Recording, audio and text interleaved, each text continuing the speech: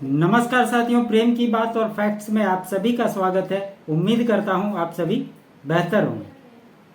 दोस्तों, वक्त amendment bill को लेकर जो सुनवाई की तारीख निर्धारित हुई थी, उसमें आपने देखा कि जब 5 तारीख को डेट दिया गया था, तो इससे पहले के जो चीफ जस्टिस साहब थे, खन्ना साहब, उन्होंने ये अगली बेंच को ट्रांसफ़र कर दिया था और इसकी तारीख जो है 20 तारीख तय की गई थी और इसी पे आज सुनवाई की गई। तो आज सुप्रीम कोर्ट में क्या कुछ हुआ, कैसे जो अपने आप को या लोगों की नज़रिए से भी कह सकते हैं, अपने आप को तो बड़े मानते ही हैं, लोगों के नज़रिए से भी बड़े वकील हैं, जिसमें सबसे बड़े जो 2 नाम आते हैं वो है कपिल सिब्बल और अभिषेक मनु सिंघवी। इनकी किस प्रकार से सुप्रीम कोर्ट के अंदर फजीहत हुई, वो अपने ही सवालों के घेरे में किस तरह से फंसते हुए दिखाई दिए, ये आज की कार्रवाई में देखने को मिला। हालांकि आज की कार्रवाई लंबी चली, 2 घंटे से ज़्यादा तक कार्रवाई चली और ये 2 जजों की बेंच में इसकी सुनवाई हो रही थी, जिसमें एक चीफ जस्टिस BR गवई साहब भी मौजूद थे। तो आज कोर्ट के अंदर क्या कुछ हुआ और जो लोग आर्टिकल 25 का लगातार अवमानना की बात कर रहे थे, दूसरा फंडामेंटल राइट्स की बात कर रहे थे और धार्मिक स्वतंत्रता पर चोट पहुंचाने की बात कर रहे थे, आज की जो कार्यवाही हुई उसमें इन सब बातों से भी बहुत कुछ क्लियर हो गया और ऐसा लगा काफ़ी दिनों के बाद कि आज वाकई में किसी विषय पर कोर्ट में सुनवाई हो रही है और इन जो वकील साहब जो लोग हैं, इनको भी समझ में आएगा कि ऐसे किसी भी तरह से कुछ भी बोलने से काम नहीं चलेगा। और ये कोर्ट ने भी स्पष्ट कर दिया कि आप पूरी तैयारी करके आइए और कैसे सरकार के पक्ष को सॉलिसिटर जनरल तुषार मेहता जी ने डिफेंड किया। आज इन्हीं बातों की चर्चा होनी जरूरी है। वीडियो हो सकता है थोड़ा लंबा रहे, लेकिन देखिएगा जरूर, आपको सारी बातों का क्लियरेंस इससे मिल जाएगा। आप लगातार देखे हैं कि कपिल सिब्बल किस प्रकार से उतावलेपन में रहते हैं, वो आज के हायरिंग के अंदर भी देखने को मिला। आज भी उनके उतावलेपन को देखकर और जिस प्रकार से चीफ जस्टिस साहब ने टिप्पणी की, इसको लेकर निश्चित तौर पर मुस्लिम पक्ष नाराज होगा। सुप्रीम कोर्ट में वक्त संशोधन अधिनियम 2025 के खिलाफ दायर याचिकाओं पर सुनवाई चल रही थी। तभी याचिकाकर्ता के वकील कपिल सिब्बल एक ही बात बार बार बोलते रहे। आखिरकार CJI साहब को सिब्बल को समझाना पड़ा।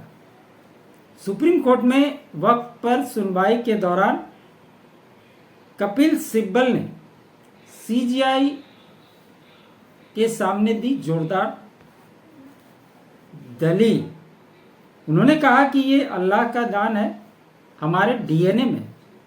अब आप सोचिए कि क्या ये किसी एक हिंदू की बात कर लेते, क्या हमारे आपके DNA में ये है कि हम उसको दान करें?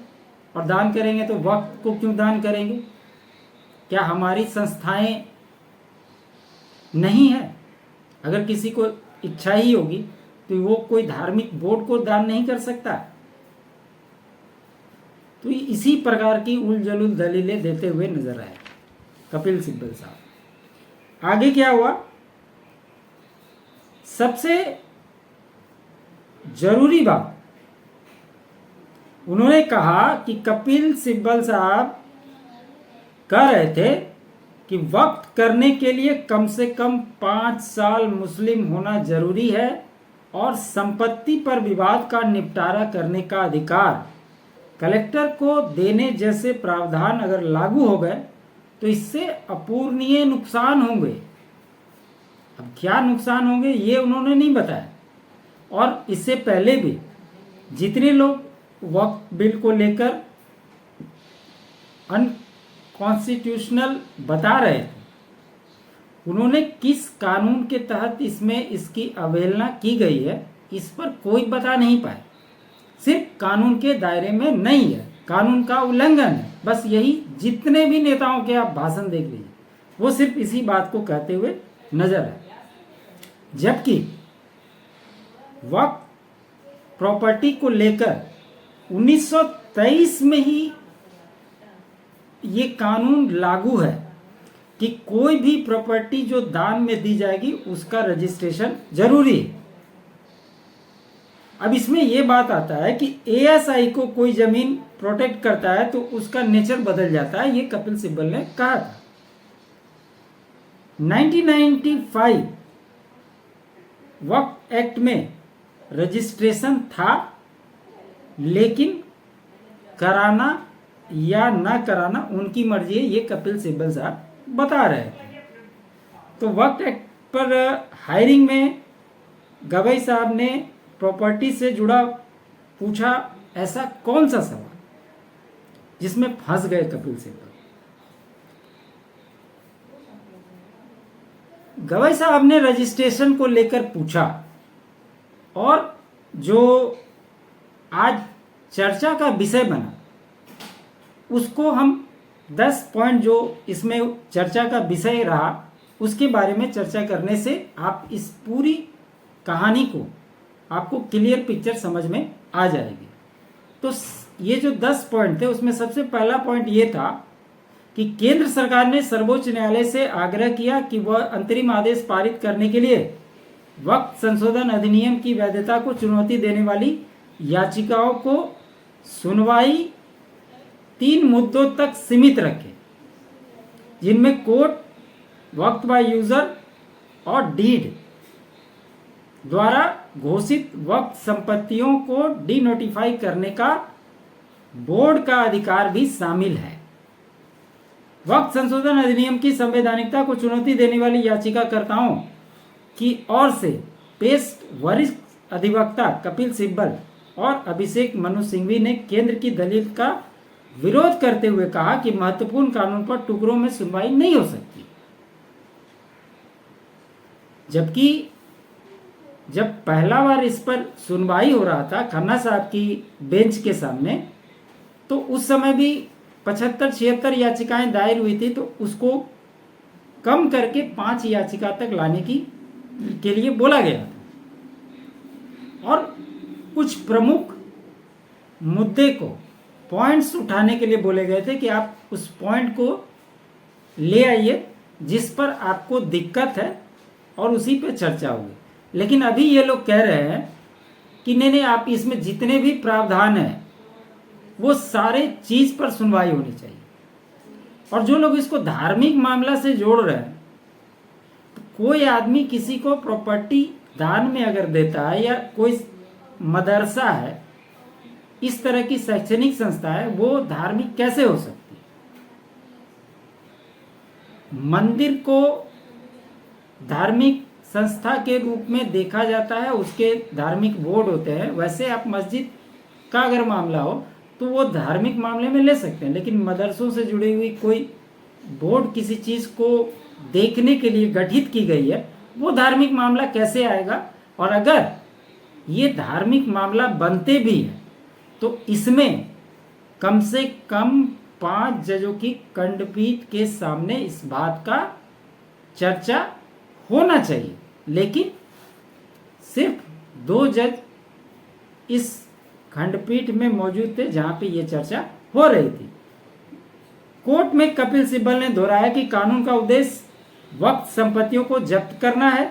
मुख्य न्यायाधीश गवई ने जवाब दिया, संसद द्वारा पारित कानून में संवैधानिकता की धारणा है।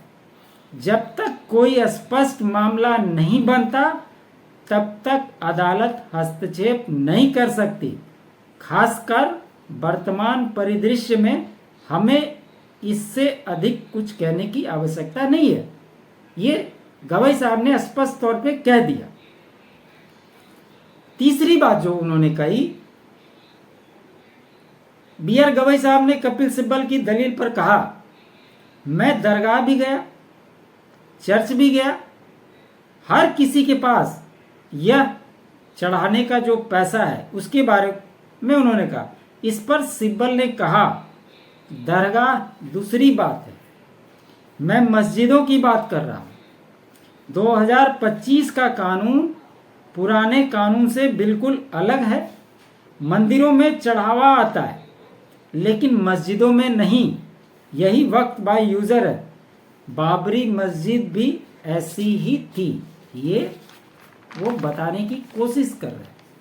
चौथी बात जो उसमें कही गई, सीजीआई साहब ने फिर पूछा, क्या पहले के कानून में पंजीकरण की आवश्यकता थी? सिब्बल ने कहा, हाँ, इसमें कहा गया था कि इसे पंजीकृत किया जाएगा। सीजीआई ने फिर से पूछा, सूचना के तौर पर हम पूछ रहे हैं, क्या पुराने कानून के तहत वक्त संपत्तियों के पंजीकरण का प्रावधान अनिवार्य था या सिर्फ ऐसा करने का निर्देश?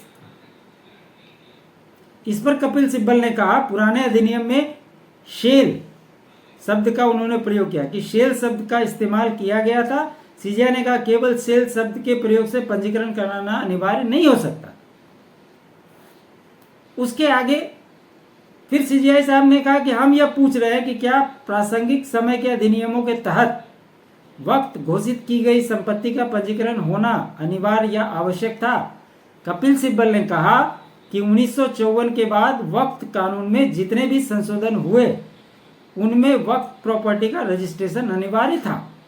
अदालत ने फिर पूछा, क्या वक्त बाय यूजर में भी पंजीकरण अनिवार्य था?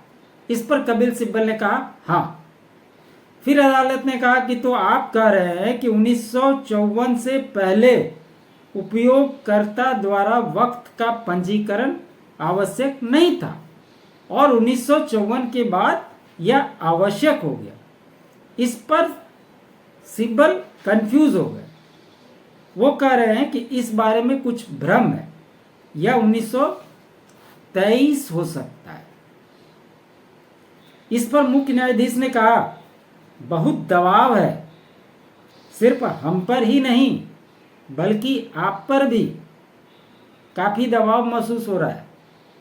सुप्रीम कोर्ट ने सिब्बल से कहा कि हम आपकी इस दलील को दर्ज करेंगे कि पुराने अधिनियम के तहत पंजीकरण की आवश्यकता थी, लेकिन ऐसा नहीं करने पर क्या होगा इसका कोई प्रावधान नहीं था, इसलिए पंजीकरण न कराने पर कुछ नहीं होने वाला था। अब यहां पर कपिल सिब्बल बुरी तरह से फंस गए। वो पूरी तरह से कंफ्यूज नजर आए। इसके आगे कपिल सिब्बल की दलीलें सुनने के बाद सीजीआई बी आर गवई ने कहा, खजुराहो में एक मंदिर पुरातत्व विभाग के संरक्षण में है, फिर भी लोग वहां जाकर पूजा प्रार्थना कर सकते हैं। इस पर सिब्बल ने कहा, नया कानून कहता है कि अगर कोई संपत्ति एएसआई संरक्षित है तो वो वक्त नहीं हो सकती। इस पर सीजीआई ने पूछा, क्या इससे आपका अपने धर्म का पालन करने का अधिकार छिन जाता है? क्या आप वहां जाकर प्रार्थना नहीं कर सकते? सिब्बल ने कहा, हाँ, इस कानून में कहा गया है कि वक्त संपत्ति को रद्द माना जाता है। सुप्रीम कोर्ट ने उनसे फिर पूछा, क्या इसमें आपका धर्म का पालन का अधिकार भी छिन जाता है? अब कपिल सिब्बल इसमें दाएं बाएं देख रहे हैं कि क्या बोले। आगे जो लास्ट और महत्वपूर्ण पॉइंट था वो ये था कि सीजीआई साहब ने कहा, मैंने एक ASI संरक्षित मंदिर का दौरा किया। मैंने देखा कि भक्त वहां जाकर प्रार्थना कर सकते हैं। क्या इस तरह की घोषणा से आपका प्रार्थना करने का अधिकार छिन जाता है? सिब्बल साहब कह रहे हैं कि अगर आप कहते हैं कि वक्त मान्यता रद्द की जाती है तो इसका मतलब अब वो प्रॉपर्टी वक्त की नहीं है। मेरा कहना है कि यह प्रावधान अनुच्छेद 25 का उल्लंघन न्यायालय के रिकॉर्ड पर लिया गया है कि याचिकाकर्ताओं ने कहा है कि यह कानून संविधान के अनुच्छेद 25 का उल्लंघन करता है और नागरिकों से उनकी धार्मिक प्रथाओं को जारी रखने का अधिकार छीन लिया जाएगा। ये लगातार इस बात को धार्मिक मुद्दे में डालने की कोशिश करते रहे। कपिल सिब्बल ने एक बात और कही। उन्होंने कहा कि इस बिल पर बिना किसी चर्चा के इसको संसद में पास कर दिया गया। इस पर सॉलिसिटर जनरल तुषार मेहता साहब ने कहा कि माय लॉर्ड इसको रिकॉर्ड में लिया जाए। तब वो बोलते हैं कि नहीं इसको रिकॉर्ड में नहीं लेना है, क्योंकि इस देश में जब संसद की कार्यवाही लोकसभा और राज्यसभा में चली इस कानून को पास कराने के पहले, ये हम सभी ने देखा कि कैसे संसद 14-14 घंटे 15-15 घंटे चली है और उसके बाद ये कानून बना है। इसके अलावा जब जेपीसी गठित हुई थी उसकी कई सारी बैठकें हुई, अलग अलग राज्यों में जाकर अलग अलग लोगों से इस पर चर्चा हुई। 1 लाख से अधिक लोगों से जो इसके जानकार हैं उनको बुलाकर, साथ ही साथ किसी के मन में किसी तरह का डाउट है उनके बिंदुओं को भी नोट किया गया, सुना गया। उसके बाद ड्राफ्ट तैयार करके संसद में लाया गया और उसके बाद पूरी चर्चा होने के बाद ये बिल संसद से पास हुआ। आज एक बात स्पष्टता से कोर्ट के हायरिंग से निकलकर ये आई कि सुप्रीम कोर्ट ने भी माना कि ये संसद से पास हुआ कानून जिसमें संवैधानिकता की प्रामाणिकता पर कोई सवाल नहीं उठा सकता। अब आप अपने पॉइंट्स के आधार पे अगर उसमें कोई आपको दिक्कत है तो आप उस पर बात कीजिए, उस पर विचार कर सकते।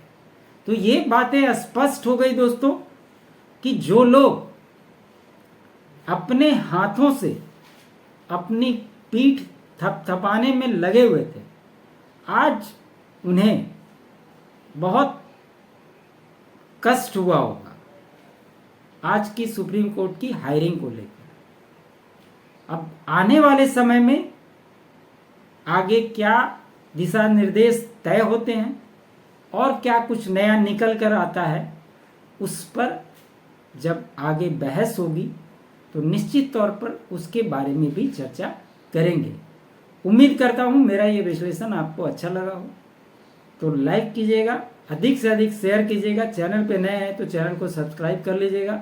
मेरा अल्टरनेट चैनल फैक्ट्स को भी आप लगातार सपोर्ट दे रहे हैं, इसी तरह आप अपना सपोर्ट बनाए रखें। चैनल के लिए आप अपना कंट्रीब्यूट भी कर सकते हैं QR कोड स्कैन करके, और डिस्क्रिप्शन में भी बाकी डिटेल मौजूद रहते हैं। आप सभी का बहुत बहुत धन्यवाद।